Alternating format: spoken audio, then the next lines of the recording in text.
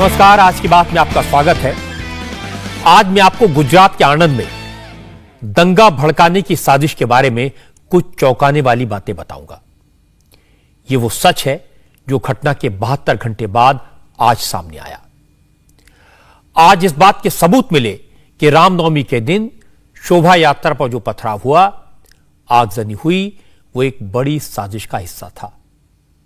Gujarat police ने पूरी साजिश की कड़ियां जोड़कर 9 लोगों को गिरफ्तार किया है और तहकीकात में गुजरात की पुलिस को जो इंफॉर्मेशन मिली वो चौंकाने वाली है। रामनवमी के दिन आणंद के खंबात में शोभा यात्रा पर जो पथराव हुआ, जिस तरह से दुकानें जलाई गईं, पुलिस का दावा है यह सब कुछ पहले से तय था। शोभा यात्रा तो हर साल निकलती थी। इस इलाके में मुसलमान भी इसका स्वागत करते थे, लेकिन इस बार ऐसी प्लानिंग की गई थी जिससे रामनवमी की शोभा यात्रा को लेकर समाज को बांटा जा सके। पुलिस का कहना है कि पूरा प्लान दरगाह के मौलवी ने बनाया। एक एक बात की जिम्मेदारी तय की गई। किसको फाइनेंस का इंतजाम करना है, किसको लड़कों का इंतजाम करना है, किसको पत्थरों की व्यवस्था करनी है। तहकीकात में यह भी सामने आया कि जब जिम्मेदारी तय हो गई तो सबको हिदायत दे दी गई कि लोकल लोगों को, आसपास के बाशिंदों को इसकी कानो कान खबर ना हो। सारा काम करने के लिए दंगाई बाहर से बुलाए गए थे। शोभा यात्रा मंदिर से निकलकर कब्रिस्तान के सामने से होती हुई शहर में निकलती है। हर साल कब्रिस्तान के आसपास मुस्लिम भाई शोभा यात्रा का स्वागत करते हैं। यह परंपरा रही है, लेकिन इस बार उसी जगह शोभा यात्रा पर पथराव हुआ जहां हर साल इसका स्वागत होता है। आज गुजरात पुलिस ने साजिश की जो डिटेल्स बताई वो वाकई में हैरान करने वाली है। गुजरात पुलिस का दावा है कि रामनवमी के दिन आणंद के खंबात में जो हिंसा हुई, आगजनी हुई, उसका मास्टरमाइंड रज़ाक हुसैन पटेल उर्फ मौलवी अयूब मलिक है। मौलवी रज़ाक हुसैन ने रामनवमी की शोभा यात्रा पर पथराव की प्लानिंग 1 हफ्ते पहले कर ली थी। प्लानिंग मौलवी रज़ाक हुसैन ने बनाई। दंगे की साजिश में वाजिद और वसीम नाम के 2 लोगों ने रज़ाक हुसैन की पूरी मदद की। खंबात में रामनवमी के दिन श्रीराम सेना के नाम के संगठन ने शोभा यात्रा का आयोजन किया था। शोभा यात्रा के लिए प्रशासन से परमिशन ले ली गई थी। पुलिस की इन्वेस्टिगेशन में पता चला है कि जिस दिन रामनवमी की यात्रा को परमिशन दी गई, उसी दिन मौलवी रज़ाक हुसैन ने अपने 2 साथियों के साथ दंगे की प्लानिंग शुरू कर दी थी। दंगा कैसे किया जाएगा, कहां किया जाएगा, किन लोगों को शामिल किया जाएगा, ये सारी बातें मौलवी रज़ाक हुसैन ने अपने साथियों के साथ मिलकर पहले से तय कर ली थी। और आश्चर्य की बात यह है कि दंगे का मकसद था हिंदुओं को डराना, जिससे भविष्य में कोई रामनवमी की शोभा यात्रा के आयोजन की हिम्मत न करे, आगे से शोभा यात्रा न निकल पाए। 10 अप्रैल 2022 को खंबात में रामनवमी की रथ यात्रा निकली थी। उस पर जो पत्थरमारा करने पर आया था, वो एक कॉन्स्पिरेसी हमारे सामने आई है। इस इन्वेस्टिगेशन में जब हमने आरोपी को पकड़ा, कोम्बिंग करी, उनके पास से टेक्निकल एविडेंस और ओरल एविडेंस हमने कलेक्ट किए, तो उसमें हमें पता चला कि एक कॉन्स्पिरेसी थी और प्री प्लान कॉन्स्पिरेसी के तहत इन लोगों ने पत्थरमारा किया था, जिससे एक मैसेज जाए और भविष्य में इस तरह का कोई रामनवमी की रथ यात्रा नहीं निकले, वो उनका मोटिव था। इन्होंने अलग अलग आदमी को अलग अलग जवाबदारी दे रखी थी। उस जवाबदारी के तहत जहाँ पे हमने टेक्निकल एविडेंस मिला है और ह्यूमन इंटेलिजेंस से हमें जो भी इंफॉर्मेशन मिली है, तो उसमें हमें इनका प्लानिंग का और कहाँ से क्या सामान है, क्या है, पत्थर कैसे इकट्ठा करना है, किस जगह जो वल्नरेबल साइट है उसको कैसे इन लोगों ने स्टडी किया, वो हमारे सामने आया है। गुजरात पुलिस की अब तक की पूछताछ में पता चला कि रज़ाक हुसैन उर्फ मौलवी अयूब मलिक ने दंगे की साजिश की। मौलवी रज़ाक हुसैन ने हिंसा और दंगे की साजिश में माजिद, जमशेद, जोरावर खान, मुस्तकीन उर्फ मौलवी यूनुस खान, मोहम्मद सईद और मतीन अल्टी को शामिल किया। साजिश में शामिल लोगों को अलग अलग तरह की जिम्मेदारियां दी गई। पता यह लगा कि इस साजिश को अंजाम तक पहुंचाने के लिए पैसों का इंतजाम मतीन अल्टी नाम के शख्स ने किया। हिंसा फैलाने के लिए कुछ लड़कों की जरूरत थी, क्योंकि मौलवी रज़ाक हुसैन इस साजिश में इलाके के लोगों को शामिल नहीं करना चाहता था। इलाके के लोग भेद खोल सकते थे, अपने इलाके में इस तरह की साजिश का विरोध कर सकते थे। हर साल जो मुसलमान शोभा यात्रा का स्वागत करते हो, उनसे शोभा यात्रा पर पथराव की बात करना खतरनाक हो सकता था। इसलिए मौलवी रज़ाक हुसैन ने बाहर से लड़के लाने का प्लान बनाया। पथराव के लिए बाहरी लड़कों का इंतजाम करने की जिम्मेदारी जमशेद जोरावर खान और मौलवी यूनुस खान को दी गई। इसके बाद शोभा यात्रा के रूट में वो जगह तय की गई जहां शोभा यात्रा पर पथराव शुरू करना था। इसके लिए खंबात के शक्करपुर इलाके के कब्रिस्तान को चुना गया। हिंसा के लिए कब्रिस्तान का सिलेक्शन भी सोच समझ कर किया गया था। एक तो भागने में आसानी होगी, दूसरा इस इलाके में पत्थर इकट्ठा करना आसान था, और कोई सपने में भी नहीं सोच सकता था कि जिस जगह हर साल शोभा यात्रा का स्वागत होता आया है, वहीं पर शोभा यात्रा पर पथराव हो जाएगा। इसलिए कब्रिस्तान में पहले से पत्थर इकट्ठे किए गए और यह तय हुआ जब शोभा यात्रा कब्रिस्तान के पास से गुजरेगी, उसी वक्त पत्थरबाजी की जाएगी। इसमें रज़ाक हुसैन पटेल उर्फे मौलवी आयुब मलिक ये चीफ प्लानर के तरीके सामने आए हैं, क्योंकि उनकी दरगाह वहाँ से पास में ही थी। तो उन्होंने जो प्लानिंग थी, जब से ये रथ यात्रा का था कि समाज में की रथ यात्रा निकाली जाएगी, तब से उन्होंने प्लानिंग स्टार्ट करी। और जब से रथ यात्रा की परमिशन देने में आई, उसके बाद से उन्होंने गुप्त मीटिंग करके ये सब अंजाम देने की वारदात करी। इन्होंने नीड टू नो बेसिस पे, जैसे स्लीपर सेल ऑपरेट करते हैं, उस तरीके से नीड टू नो बेसिस पे इन्होंने बाकी के 5 लोगों को संपर्क किया। उसमें सभी 5 को अलग अलग टाइप की ड्यूटी दी और उनको बोला कि बिल्कुल अल्ट्रा सीक्रेटली उनको ऑपरेट करना है। जो बाकी के लोग हैं, माजिद मादलो, जमशेद जोरावर खान, मुस्तकीम उर्फे मौलवी यूनुस खान, महमद सईद, नानो बच्चो, मतीन अल्टी वोरा, इन लोगों को अलग अलग ड्यूटी देने में आई थी, जिसमें कुछ लोगों को फाइनेंस से रिलेटेड ड्यूटी देने में आई थी, कुछ लोगों को जो बाकी लड़के थे वो इकट्ठा करने की ड्यूटी देने आई थी, और कुछ लोगों को एग्जीक्यूशन, इन लोगों का प्लानिंग कैसे होगा, वो ड्यूटी देने में आई थी। बात सिर्फ खंबात में शोभा यात्रा पर पथराव की नहीं थी। इस पथराव के बहाने गुजरात को दंगे की आग में झोंकने की प्लानिंग थी। आज हमारे संवाददाता निर्णय कपूर खंबात के शक्करपुर में गए। निर्णय कपूर ठीक उस जगह पर पहुंचे जहां 10 अप्रैल को हिंसा हुई थी। उस स्पॉट पर गए जहां पत्थरबाजी हुई थी, वहीं पर कब्रिस्तान है। निर्णय ने बताया कि इस साजिश का मास्टरमाइंड मौलवी रज़ाक हुसैन कब्रिस्तान में ही मौजूद एक दरगाह में रहता है।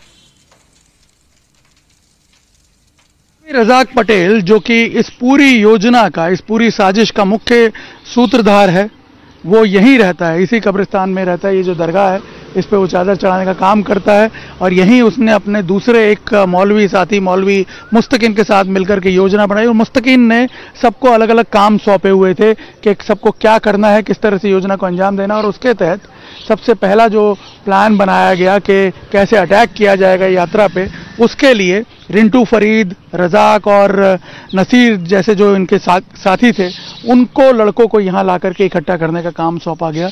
और कब्रिस्तान को इसलिए चुना गया क्योंकि आप देख सकते हैं इसकी टोपोग्राफी अगर देखें आप, तो ये पूरी तरह बंजर दिखता है।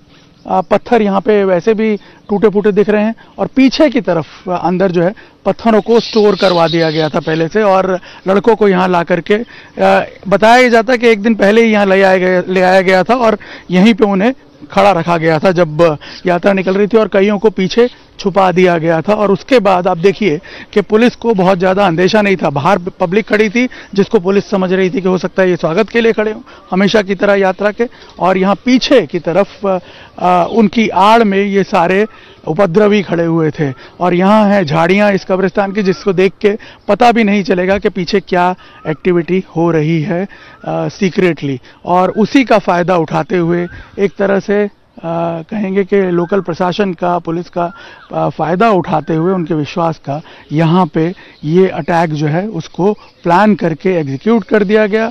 और एक माहौल ऐसा क्रिएट करने की कोशिश की गई दहशत का कि आने वाले दिनों में कभी भी यहाँ पे राम रथ यात्रा ना निकल पाए। ये समझने की जरूरत है कि आणंद के खंबात में पत्थरबाजी और हिंसा के लिए शक्करपुर इलाके के कब्रिस्तान को क्यों चुना गया था? असल में तहकीकात में पता चला, हिंसा के लिए वो जगह चुनी गई जो शहर का बाहरी इलाका है, खुली जगह है। आमतौर पर जुलूस या शोभा यात्रा निकाले जाने के दौरान हिंसा भीड़ भाड़ वाले इलाकों में होती है, वहां पुलिस अलर्ट रहती है। लेकिन खंबात में जहां हिंसा की शुरुआत हुई वो इलाका खुला है। इसी बात ने गुजरात पुलिस को भी चौंका दिया। पुलिस का दावा है कि जांच के दौरान कुछ इंटेलिजेंस इनपुट मिले थे, जिसके आधार पर गुजरात एटीएस ने जमशेद जोरावर खान नाम के आरोपी को पकड़ा। जमशेद जोरावर खान से पूछताछ की गई। उसने कबूल किया कि रामनवमी के जुलूस पर पत्थरबाजी के लिए लड़कों को बाहर से लाया गया था, पत्थरबाजों को पेमेंट की गई थी और पकड़े जाने पर कानूनी मदद का भरोसा दिलाया गया था। हिंसा की साजिश काफी शातिराना तरीके से, काफी चतुराई से रची गई थी। शोभा यात्रा से एक दिन पहले ही साजिश में शामिल लोग खंबात पहुंच चुके थे। पत्थरबाजों को उनकी ड्यूटी और उनकी पोजीशन अच्छी तरह से समझा दी गई थी। पुलिस का दावा है कि हिंसा को अंजाम देने के लिए लोग भरूच और अहमदाबाद से आए थे। खंबात में इन लोगों के खाने पीने और रहने का इंतजाम मौलवी रज़ाक हुसैन ने किया था। 200 से ऊपर पुलिस का इसमें बंदोबस्त था, बट ये इनका जिस हिसाब से कॉन्स्पिरेसी था, तो उन्होंने प्लानिंग ही ये कर रखा था कि जाके इस पे असॉल्ट करना है। उसके लिए इन्होंने अलग अलग ड्यूटीज दी थी। जो जमशेद है उसके द्वारा लोगों को इकट्ठा किया गया था, जिसमें ये कहा गया था कि भाई यहाँ से जैसे ही पुलिस के बंदोबस्त के साथ ये यात्रा पसार होगी तो उसमें झगड़ा करने में आएगा, और जैसे ही झगड़ा चालू किया जाएगा तुरंत पीछे से पत्थर मारा करने में आएगा। तो उस कॉन्स्पिरेसी के तहत इन लोगों ने इस वारदात को अंजाम दिया था। इन्वेस्टिगेशन में सामने ये आया है कि जितने लोगों को हमने अरेस्ट किया है वो डिस्ट्रिक्ट के बाहर और दूसरे कंट्री में भी कुछ लोगों के संपर्क में थे। उनके ऊपर आगे इन्वेस्टिगेशन चालू है। आणंद पुलिस ने एक और चौंकाने वाली बात बताई। मौलाना रज़ाक हुसैन और उसके साथियों ने हिंसा और दंगे के बाद के लिए भी पूरा प्लान बनाया हुआ था। जिन लड़कों से पत्थरबाजी करवाई उनसे कहा गया था अगर पुलिस उन्हें पकड़ लेगी तो उन लोगों के केस लड़ने के लिए मौलवी रज़ाक पूरी मदद करने के लिए सामने आएंगे। रज़ाक हुसैन ने इसके लिए पैसे जुटाने की कोशिश की थी। ऐसे लोगों की लिस्ट बनाई थी जिनसे जरूरत पड़ने पर पैसे की मदद ली जा सके। इसमें इन्होंने अलग अलग लोगों से फाइनेंस करा है। प्राइमरीली इन्होंने जो फाइनेंस की प्लानिंग ये करी थी कि जैसे इसमें इशू बनेगा और पुलिस एक्शन में आएगी तो उसमें कुछ लोगों को अरेस्ट किया जाएगा, कुछ लोगों को ये लोग लीगल एड दिलाएंगे। उसके लिए इन्होंने सामाजिक स्तर पे अपना जो कलेक्शन के थ्रू और कुछ जो नॉन बिजनेसमैन हैं या कुछ नॉन जो लोग हैं जो थोड़ा समृद्ध हैं उनको संपर्क करने का ट्राई किया है। आणंद के खंबात में 10 अप्रैल की हिंसा की साजिश की जो डिटेल सामने आई वो हैरत में डालने वाली है। वो ये बताती हैं कि ये साजिश कितनी बड़ी थी। हमारे संवाददाता निर्णय कपूर इसकी जानकारी हासिल करने के लिए आज दिन भर खंबात में रहे। उन्होंने इस केस को लेकर पुलिस अफसरों से बात की, इलाके के लोगों से बात की, उस लोकेशन पर गए जहां हिंसा की प्लानिंग की गई थी। निर्णय कपूर की ग्राउंड रिपोर्ट देखेंगे तो आपको इस बात का अंदाजा लग जाएगा कि आणंद में हिंसा की साजिश कितनी गहरी और कितनी खतरनाक थी। रविवार को खंबात शहर में हर साल की तरह रामनवमी पे निकलने वाली शोभा यात्रा पे जिस तरह से पथराव हुआ उसको देखते हुए साफ लगता है कि ये एक पूर्व नियोजित साजिश थी। हम आपको बताते हैं कैसे। उसके लिए आपको पहले समझना पड़ेगा जहां हम खड़े हैं उस जगह को। ये है राम जी मंदिर। खंबात के शक्करपुर इलाके में स्थित ये राम जी मंदिर है जहां से हर साल इसी तरह से रामनवमी पर शोभा यात्रा निकलती है। और अब आपको बता दें कि ये यात्रा जो है ये 50 मीटर भी नहीं चली होगी और इस पे हमला हो गया। मतलब जहां से ये शुरू हो रही है ये यात्रा इस मंदिर के पॉइंट से जैसे शुरू होती है, शुरू होते ही यहाँ पे अगर आप देखेंगे कि 50 मीटर भी आप नहीं चलेंगे, 50 मीटर से भी कम का ये फासला होगा और यहाँ से शुरू हो जाता है वो कब्रिस्तान जहाँ पे पहुँचते ही इस यात्रा पे पथराव शुरू हो गया। और पथराव भी कैसा, 3 अलग अलग तरफ से पत्थर आ रहे हैं। यहाँ सामने से पत्थर आ रहे हैं, उस तरफ से सामने से पत्थर आ रहा है और इधर से भी पत्थर आने शुरू हो गए यात्रा पे। अब सवाल ये उठता है कि आखिर यहाँ पे पथराव हुआ कैसे इस जगह पे? अभी तो यात्रा शुरू भी नहीं हुई थी, पुलिस का बंदोबस्त था, तमाम सुरक्षा इंतजाम किए हुए थे, उसके बावजूद यात्रा पे अटैक हुआ। आप देखिए इस कब्रिस्तान में, हम आपको दिखाएं, लोग थे जो पहले से जमा हो रखे थे और उन्होंने ही पथराव शुरू कर दिया। पुलिस भी शायद थोड़ा सा धोखा खा गई, क्योंकि आपको बता दें जब ये यात्रा शुरू होती है हर साल की तरह, वहां मंदिर से जैसे यात्रा शुरू होती है, पहला ये पॉइंट है जहां पे यात्रा का स्वागत किया जाता है। और सबसे बड़ी बात यह है कि दोनों समाज के लोग होते हैं, उसमें हिंदू मुस्लिम समाज के लोग होते हैं जो यहाँ पे इकट्ठे होते हैं, यात्रा का स्वागत होता है और उसके बाद यात्रा आगे शहर की तरफ बढ़ जाती है। इस बार भी इसी तरह से भीड़ यहाँ इकट्ठी हुई थी और पुलिस को ये लगा कि हो सकता है यात्रा के स्वागत के लिए लोग खड़े हों। 2 साल बाद कोरोना में, क्योंकि 2 साल से जिस तरह से यात्रा नहीं निकली थी, तो हो सकता है यात्रा के स्वागत के लिए खड़े हों। लेकिन जैसे ही यात्रा निकली यहां से पथराव आने शुरू हो गए। पीछे से बताया जा रहा है कि पीछे पूरे पत्थर जमा करके रखे हुए थे, यहां से पथराव होना शुरू हो गया यात्रा पे, और एक जगह से नहीं, 3 अलग अलग जगह से, यहाँ सामने से भी पीछे की तरफ से भी यात्रा पे पथराव शुरू हो गया। तो ये एक सबसे चौंकाने वाली बात थी पुलिस के लिए भी कि आखिर जो इतिहास रहा है खंबात का, कम्युनल हिस्ट्री है खंबात की, यहाँ पे गांव के अंदर कई बार क्लैशेस भी हो चुके हैं हिंदू मुस्लिम कम्युनिटी के लोगों के बीच में, लेकिन इस जगह पे जहां से अभी यात्रा शुरू ही हुई है वहां पे उसे तुरंत रोक के उसे आगे ना बढ़ने देने की योजना और हमेशा के लिए समाप्त कर देने की योजना, ये तब जाके पुलिस को समझ आया कि ये सस्पिशन पैदा हुआ उनके मन में कि आखिर ऐसा क्या हुआ। और उसके बाद फिर पूरे मामले की तहकीकात की गई, तब पता चला कि ये पूरी एक बड़ी साजिश का पार्ट था जिसके तहत राम जन्मभूमि पर निकलने वाली इस शोभा यात्रा को बंद करने की पूरी योजना थी। आणंद में जिस तरह से शोभा यात्रा पर हमला हुआ उसने इस इलाके में रहने वाले हिंदुओं और मुसलमानों दोनों को चौंका दिया। रामनवमी पर शोभा यात्रा तो हर साल निकलती है, बहुत सारे मुसलमान हर साल शोभा यात्रा का स्वागत करते हैं, लेकिन इस बार शोभा यात्रा पर दंगा कराने के लिए बाहर से लोग बुलाए गए। दंगा कराने के लिए उस जगह को चुना गया जहां हर साल शोभा यात्रा का स्वागत हुआ करता था।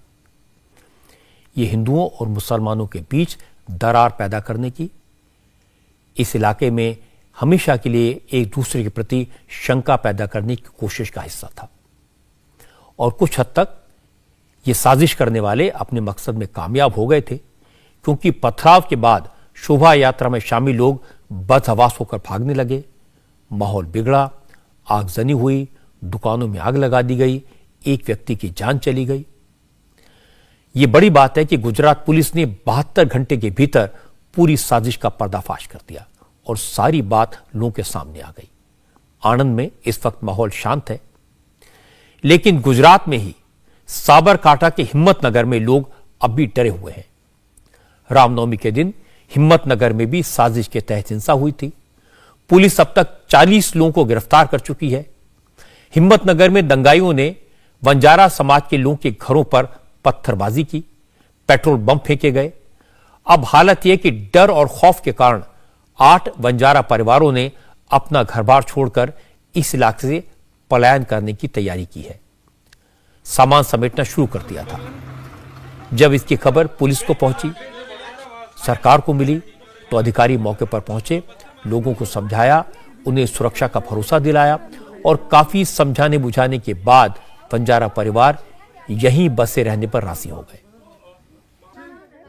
आम्ही अंदर હતા અને પતરા આયા કેવી રીતે વરસાદ આવે એ રીતે પતરા આયા અને પતરા બધા ફૂટી પડીને અંદર ઘરમાં પડી ગયા બોમ્બ બડા બડા અને બોમ્બ અંદર પડ્યા ઉપર હળગ્યા તમે જો લાગ્યા ઉપર ઘરને ઉપર ઘર હળગી જતો આ તો લોખંડના પતરા હતા બીજું હળગી જતો બધું આ તો લોખંડના પતરા હતા અને સિમેન્ટના પતરા બધા મરી જાત આમી બે त्यो સિમેન્ટના પતરા આ બારા પડ્યા બાપડા મોં તૂટી તૂટી બધા અંદર પડ્યા કઈ બાજુથી આવતા હતા અને કે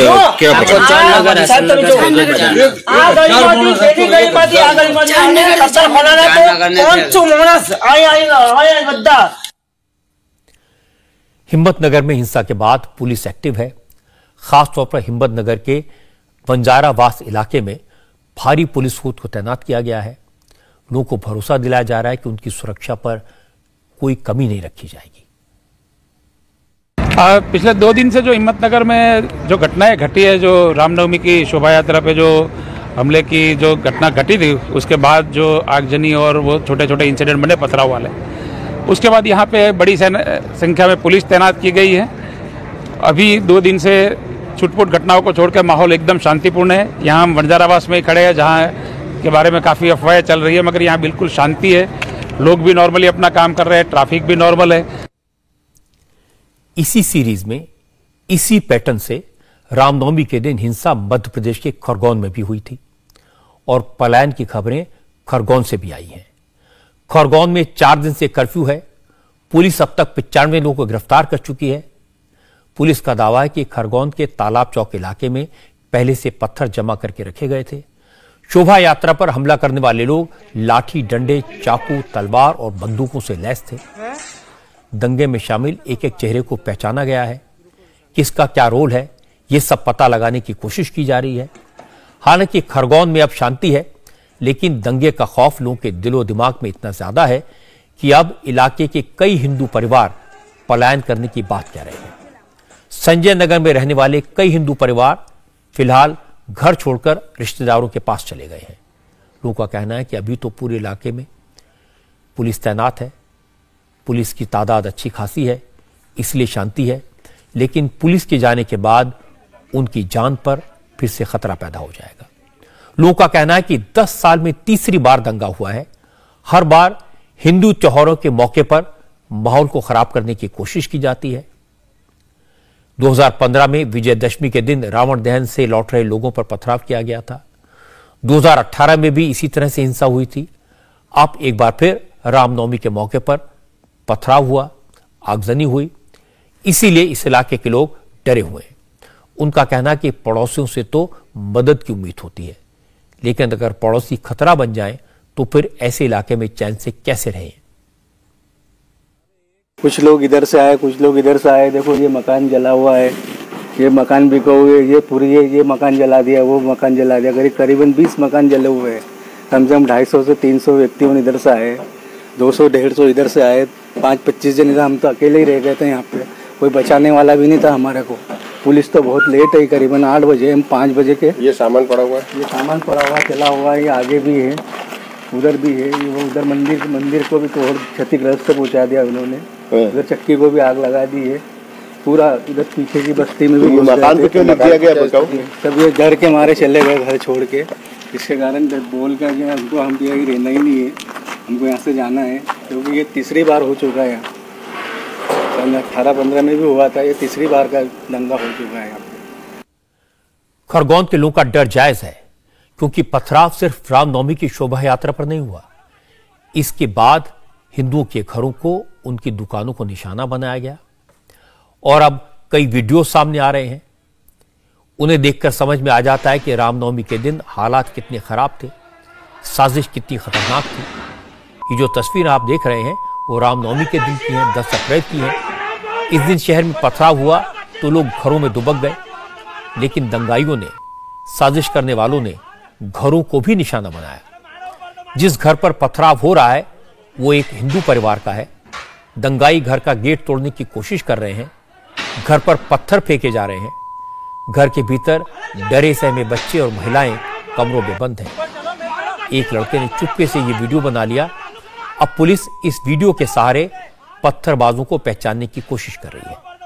जिन लोगों ने इस तरह के हालात का सामना किया हो, उनका डरना स्वाभाविक है। खरगोन के एसपी सिद्धार्थ चौधरी का भी कहना है कि हमला करने वाली भीड़ जिस तैयारी के साथ आई थी, दंगाइयों के पास जिस तरह के हथियार थे, उससे लगता है ये स्पॉन्टेनियस हिंसा नहीं थी। भीड़ के पास पेट्रोल बम थे, बंदूकें थी, जिससे एसपी को गोली मारी गई।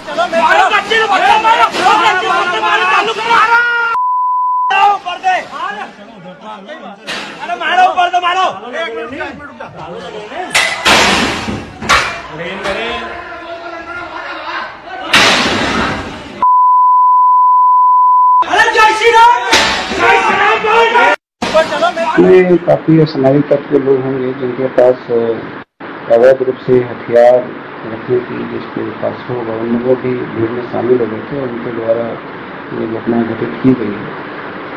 तो खूब से तैयारी या कह लें कि उनके पास हथियार तो मौजूद था।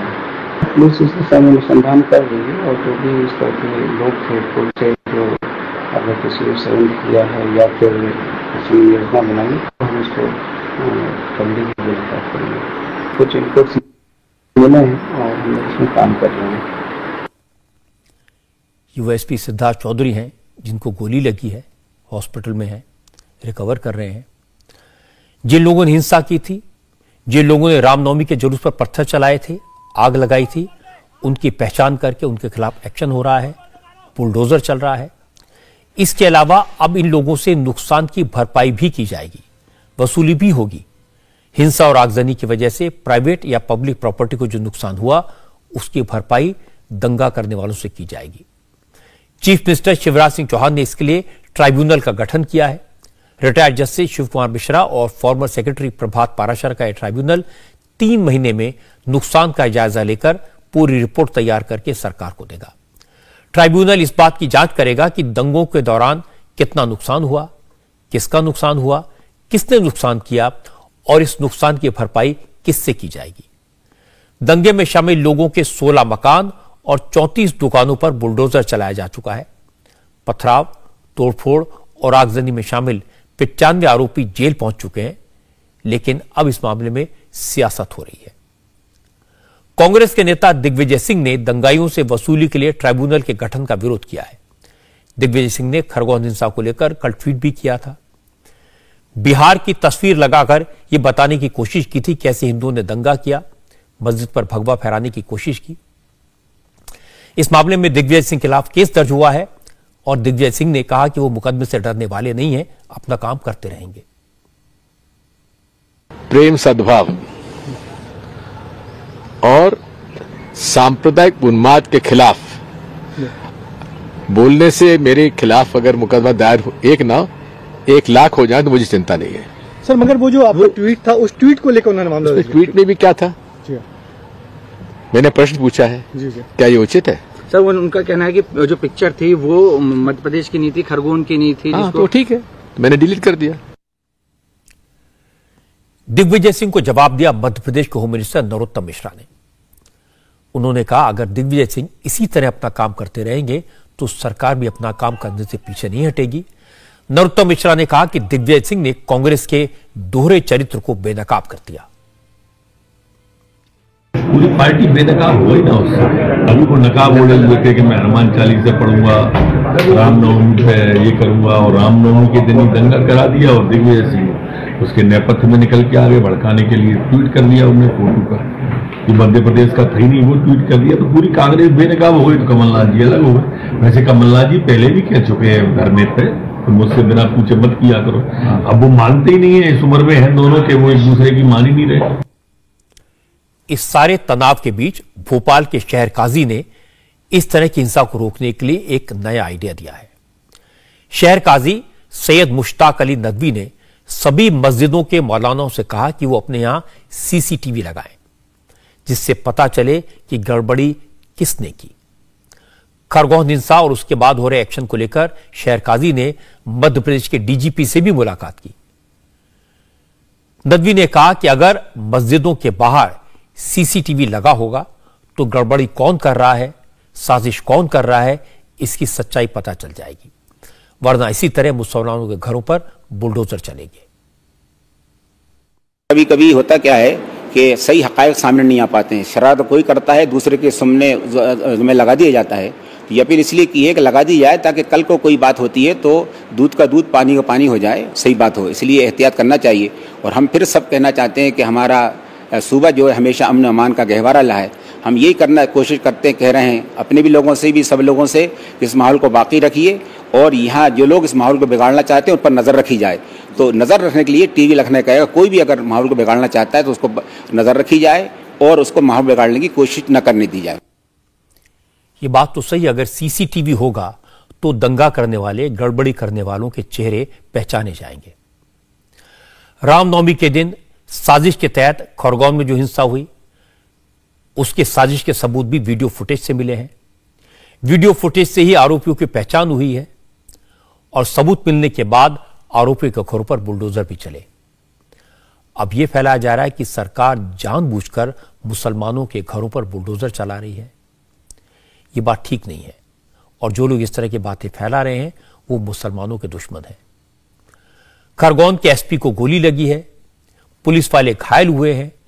पुलिस बता रही है कि साजिश के तहत दंगा भड़काने की कोशिश किसने की, कैसे हुई, कैसे पत्थर पहले से इकट्ठा किए गए थे, कैसे हथियार जमा किए गए थे, और इसके बाद भी अगर सरकार के सख्त एक्शन पर कोई सियासत करे तो यह दुख की बात है। गुजरात में, मध्य प्रदेश में जहां जहां हिंसा हुई वहां साजिश करने वाले पकड़े गए। लेकिन मैं आपको एक हैरान करने वाली बात बताता हूं। राजस्थान के करौली में जिसने हिंसा भड़काई, जिसका चेहरा कैमरे में कैद है, वो अभी तक गिरफ्तार नहीं हुआ है। करौली में हिंदू नववर्ष के मौके पर 2 अप्रैल को जब जुलूस निकाला जा रहा था तो उस पर पथराव हुआ था, आगजनी हुई थी और करौली में हिंसा हुई थी। साजिश के तहत हुई थी। साजिश करने वालों की पहचान हो गई। पुलिस को साजिश करने वालों के सबूत भी मिल गए, लेकिन अब तक मुख्य आरोपी को पुलिस पकड़ नहीं पाई है। दंगे की साजिश करने वाला मतलूब अहमद नाम का लोकल लीडर अभी तक फरार है। इसीलिए अब करौली सियासी जंग का मैदान बन गया है। बीजेपी राजस्थान की कांग्रेस सरकार को घेर रही है। आज बीजेपी के नेताओं ने करौली में न्याय यात्रा निकालने का ऐलान किया। भारतीय जनता युवा मोर्चा के प्रेसिडेंट तेजस्वी सूर्या और राजस्थान बीजेपी के अध्यक्ष सतीश पूनिया समेत हजारों बीजेपी कार्यकर्ता करौली जाना चाहते थे, लेकिन राजस्थान सरकार ने इसकी मंजूरी नहीं दी। बीजेपी के कार्यकर्ताओं को करौली से 30 किलोमीटर दूर हिंडौन में रोक दिया गया। इससे नाराज बीजेपी के वर्कर वहीं धरने पर बैठ गए। नारेबाजी होने लगी, पुलिस के साथ नोकझोंक भी हुई और आखिरकार पुलिस ने तेजस्वी सूर्या समेत बीजेपी के नेताओं को हिरासत में ले लिया। तेजस्वी सूर्या ने राजस्थान के मुख्यमंत्री अशोक गहलोत से पूछा, क्या करौली पाकिस्तान में है? क्या वहां जाने के लिए वीजा लेना पड़ेगा?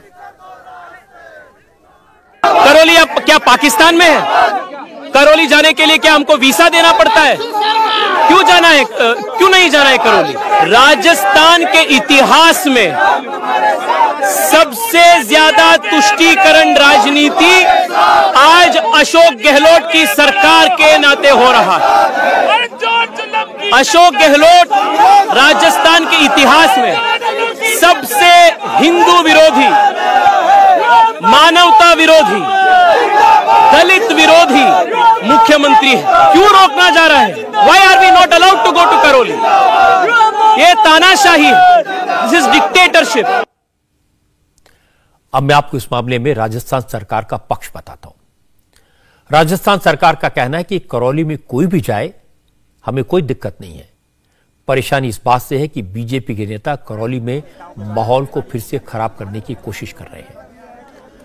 राजस्थान सरकार में कैबिनेट मिनिस्टर प्रताप सिंह खचरियावास ने कहा कि करौली में अब शांति है और बीजेपी को इसी बात का दुख है। यही वजह है कि बीजेपी के नेता न्याय यात्रा नहीं बल्कि दंगा यात्रा निकालने के लिए करौली जाना चाहते हैं। मैं तेजस्वी सूर्या जी का नाम अच्छा है, मैं उनसे कहूंगा राजस्थान के बारे में वो जानते नहीं है। भारतीय जनता पार्टी पूरे प्रदेश में दंगे कराना चाहती है। करौली में तो शांति व्यवस्था हो गई, अमन चैन भाईचारा हो गया, सारे हिंदू मुसलमान एक हो गए, कर्फ्यू खुल गया वहां पर।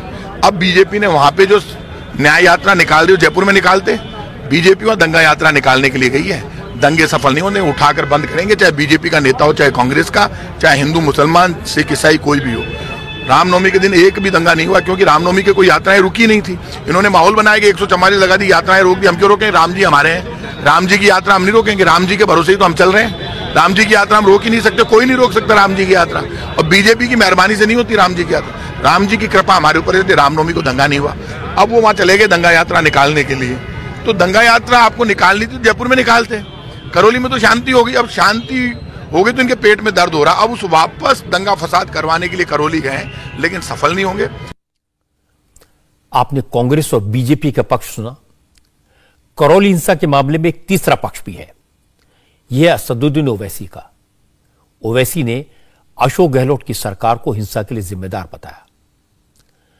इस तरह के मौकों पर ओवैसी आमतौर पर कांग्रेस के प्रति नरम रुख रखते हैं, लेकिन इस बार करौली हिंसा के मामले में उन्होंने कांग्रेस की सरकार पर करारा अटैक किया।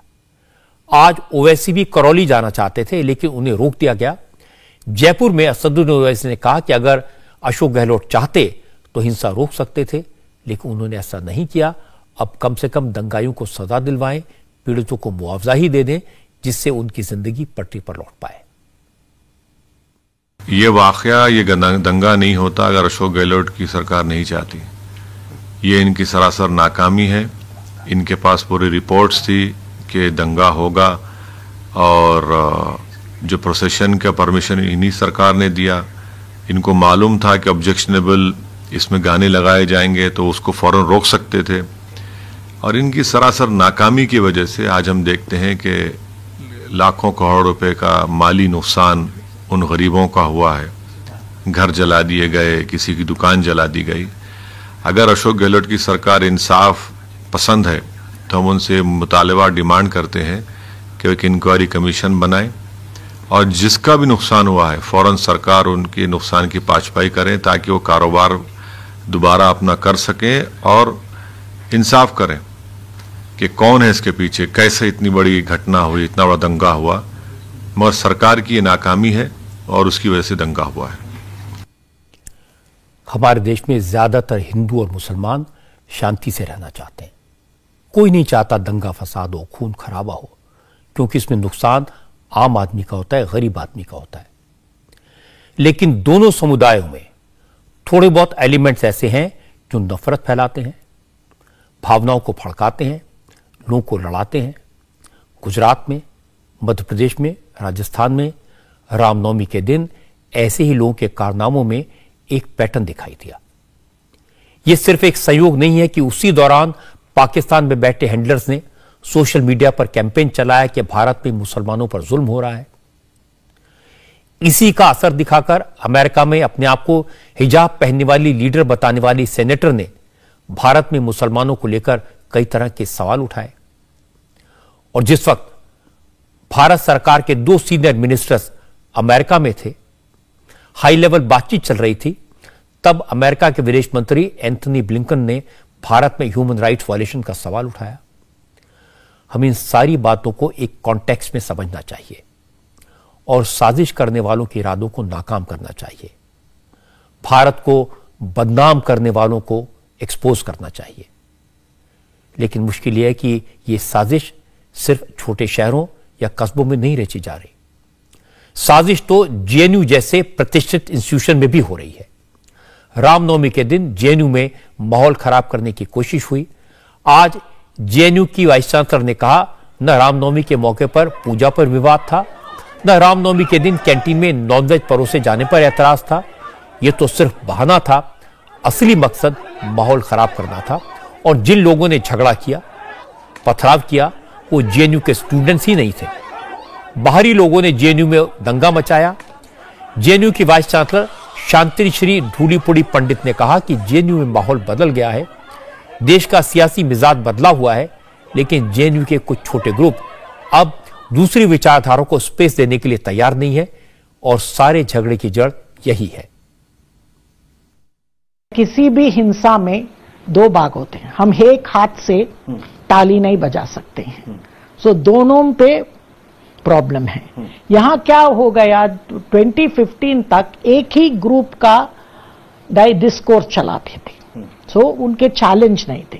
अब क्या हो गया, जैसे जग बदलते रहते हैं और राजनीति भी बदलती रहती है, आप देख सकते दूसरे नरेटिव्स आने लगे। ये दूसरे नरेटिव्स को जब स्पेस देना है तो बहुत रेसिस्टेंस है। सो इससे ये झगड़ा है, बट ये भी फ्रिंज एलिमेंट है। मैं हर रोज स्टूडेंट से मिलती हूं, मैं सरप्राइज विजिट्स लाइब्रेरी में किया, हॉस्टल में भी जाकर खाना किया। 90% स्टूडेंट्स को कोई आइडियोलॉजी नहीं, वो इतना राष्ट्रवादी है जितने हम हैं। ये इमेज कि हम एंटी नेशनल है, ये बहुत बहुत गलत है। स्टूडेंट्स का ये क्या है, इनका एंटी गवर्नमेंट या पार्टी का पॉलिटिक्स यहां चलाना गलत है। यहां सब स्टूडेंट्स हैं, सब जेएनयूआइट्स है। आप यहां आओ, पढ़ो। यहां हम लिटरली 10 रुपए और 20 रुपए पे आपको शिक्षण और रहने के स्थान देते हैं, किसी और यूनिवर्सिटी देते नहीं, ये टैक्स पेयर के पैसे पे चलाते हैं। सो हम थोड़ा रेस्पॉन्सिबल रहना चाहिए। वाइस चांसलर शांतिश्री ने कहा कि जेएनयू के 90% छात्र राष्ट्रवादी हैं, केवल 10% फ्रिंज एलिमेंट हैं जो माहौल को खराब करते हैं, चर्चा में रहने के लिए इस तरह की हरकतें करते रहते हैं, जिससे बदनामी जेएनयू की होती है। इस यूनिवर्सिटी में 90% स्टूडेंट्स और लिटरली मेजॉरिटी फैकल्टी राष्ट्रवाद है, और जो माइनॉरिटी है जिसको फ्रिंज ग्रुप से ही आप अटेंशन जाती है, वो कुछ भी बोले, बट किसी भी समाज में ऐसे लोग रहते हैं, जैसे जेएनयू को भी देखना चाहिए, क्योंकि यहाँ विविधता और डिफरेंस बहुत इंपॉर्टेंट देते हैं, और डिसेंट भी। यहाँ एजिटेशन और ये स्टूडेंट्स मानते हैं उनकी जन्मसिद्ध हक है। सो इसीलिए हम देखना चाहिए कि जेएनयू एक बहुत अच्छा इंस्टीट्यूशन है। आज मैं वीसी बन सके तो मैं यहाँ जेएनयू की छात्री रही हूँ, इसीलिए इस इंस्टीट्यूशन की वजह से मैं आज यहाँ आ सकी हूँ। सो ये इंस्टीट्यूशन मेरे जैसे बहुत और आईएएस ऑफिसर्स भी प्रोड्यूस किए हैं, इंटेलेक्चुअल्स प्रोड्यूस किए हैं। उस तरफ भी देखिए ना, सिर्फ जो फ्रिंज ग्रुप है, जो आप टुकड़े टुकड़े गैंग बताते हैं, वो सिर्फ जेएनयू नहीं है। जेएनयू भी 90% अलग है। यहाँ बच्चों हैं जो बहुत गरीब और मार्जिनलाइज्ड फैमिलीज से आते हैं, उन्हें सिर्फ यहाँ आके पढ़ के एक अच्छा करियर बनाना है और देश का सेवा करना है। अभी तक आप देखिए, कोई जेएनयू बाहर जाने के बाद मेजॉरिटी भारत की देश की सेवा ही की है। दुनिया भर में जवाहरलाल यूनिवर्सिटी की पहचान है। जेएनयू का नाम सब जानते हैं, लेकिन दुख होता है कि पिछले कुछ सालों से जेएनयू की चर्चा सिर्फ गलत कारणों से हो रही है।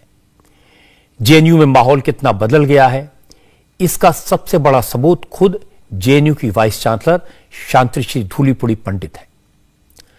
शांतिश्री जेएनयू की पहली महिला वाइस चांसलर हैं, खुद जेएनयू की स्टूडेंट रही हैं, यहीं पढ़ी हैं, लेकिन जब उनका अपॉइंटमेंट हुआ था तो उनका सिर्फ इसलिए विरोध किया गया क्योंकि उनके नाम के आगे पंडित लगा था।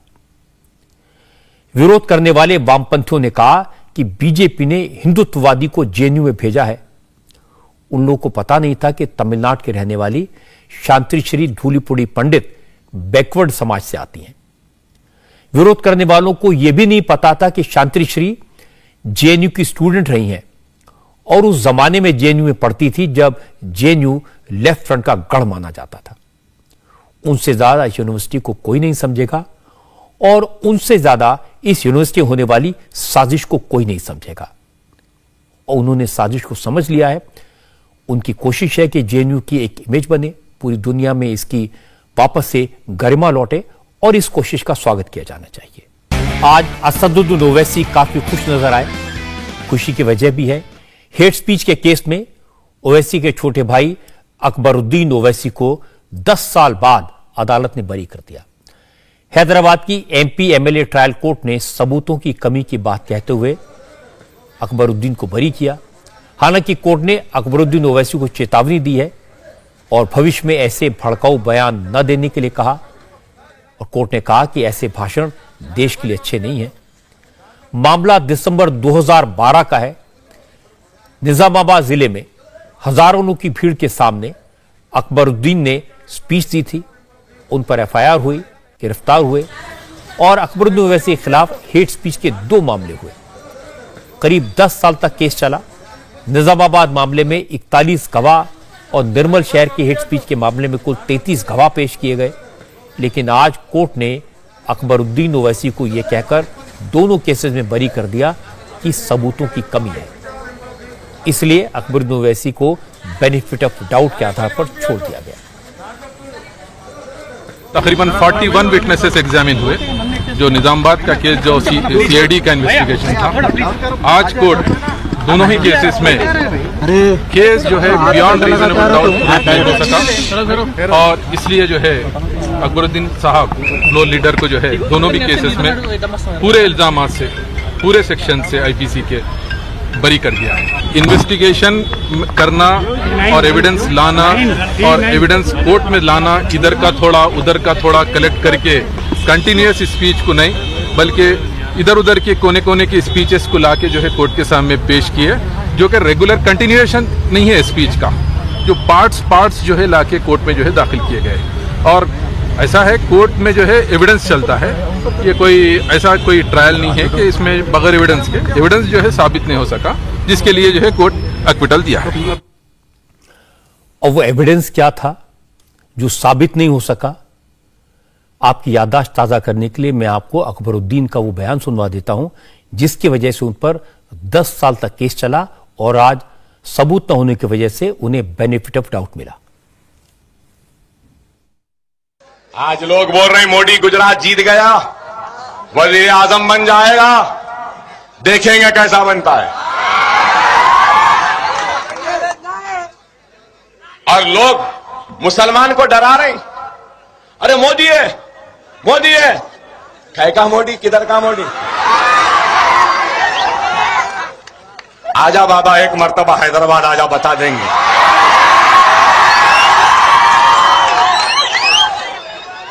तस्लीमा नसरीन आई, कहां है किसी को नहीं मालूम, ये भी आ रही। अरे हिंदुस्तान, हम 25 करोड़ है ना, तुम 100 करोड़ है ना, ठीक है, तुम तो हमारे से इतने ज्यादा है। 15 मिनट के लिए पुलिस को हटा लो, बता देंगे किसमें हिम्मत है, कौन ताकत है। 15 मिनट हटा लो।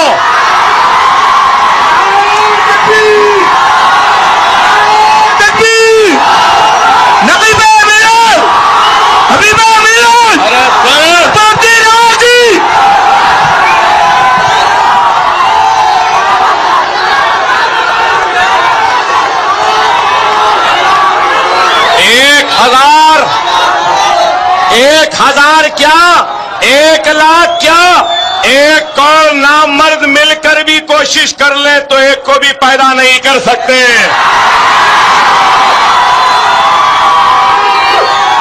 और ये लोग हमसे रास मुकाबला नहीं कर सकते।